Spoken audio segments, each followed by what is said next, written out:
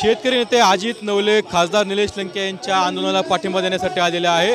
गेल्या 2 दिवसापासून निलेश लंके जिल्हाधिकारी कार्यालयासमोर दूध आणि कांद्याला हमीभाव मिळावा यासाठी आंदोलन करत आहे। यासाठी आता आपण थेट अजित नवले यांच्यासोबत बोलणार आहोत।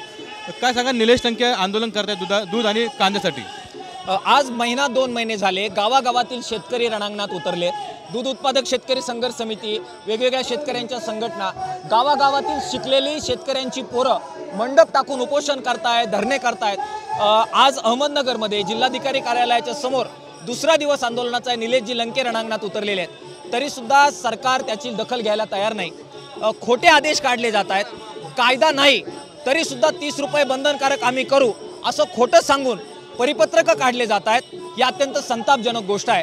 महाराष्ट्रामध्ये खाजगी संस्थांना अशा प्रकारे रेट बंधनकारक करण्याचा कायदा अस्तित्वात नसताना 30 रुपये आम्ही देऊ हे जे दुग्ध विकास मंत्री सांगतायत हे साफ खोटं आहे। यापूर्वी सुद्धा त्यांनी असा आदेश काढला होता, तो आदेश खाजगी संस्थांनी पाळला नाही आणि त्यामुळे सरकारचं नाक कापलं गेलं।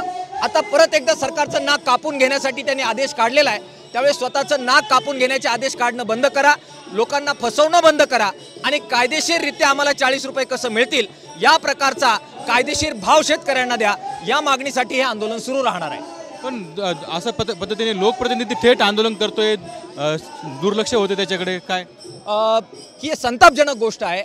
मी उलट आव्हान करेल की हा अपवाद राहता कामा नये। आज निलेशजी लंके उतरलेत, लोकांच्या भावना म्हणून उतरलेत। दिल्लीमध्ये आम्ही डॉक्टर कोल्हे यांना भेटलो, त्यांना सांगितलं की त्यांनी उतरलं पाहिजे। भाऊसाहेब वागचौरे जे खूप चांगल्या मताने निवडून आले, लोक त्यांच्या मागे उभे राहिलेले आहेत। या सगळ्या दूध पट्ट्यातील खासदारांनी रणांगणात उतरलं पाहिजे, किंबहुना त्यांनीच नाही, ज्यांना ज्यांना उद्या आमच्याकडे मतं मागायला यायचे, शेतकऱ्याच्या दारात यायचंय, त्यांनी सगळ्यांनी उतरलं पाहिजे।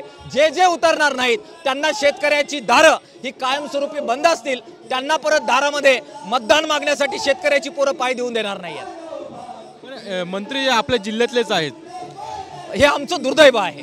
दुर्दैवानं ज्यांनी शेतकऱ्याच्या पोटी जन्म घेतला असं ते सांगतायत, ज्यांनी सहकार मर्शीच्या पोटी जन्म घेतला असं सांगतायत, त्यांना जर दूध उत्पादकांच्या व्यथा कळणार नसतील आणि ते खोटे शासन आदेश काढून शेतकऱ्यांना या अहमदनगरच्या भूमीत फसवणार असतील तर मला इशारा दिला पाहिजे की हे अहमदनगरचं आंदोलन राहणार नाही, महाराष्ट्राचं आंदोलन राहील आणि सहकार मर्शीच्या पुतळ्याच्या समोर महाराष्ट्र एकवटून चलो लोणीचा कॉल दिल्याशिवाय राहणार नाही। पुढचं तुमचं आंदोलन तीव्र असेल, त्यांच्या घरात असेल, त्यांच्या घरासमोर असेल आणि जे शेण आम्ही आज कार्यालयांवर ओततोय ते पुढचं शेण हे मंत्र्यांच्या दारात ओतायला शेतकऱ्याच्या पोरांना वेळ लागणार नाही। तर नक्कीच यापुढचं देखील आंदोलन तीव्र असेल असा इशारा जो आहे तो डॉक्टर अजित नवले यांनी दिलेला आहे। कॅमेरा तुषार नंदोरेसह कुणाल जायकर, TV9 मराठी, अहमदनगर।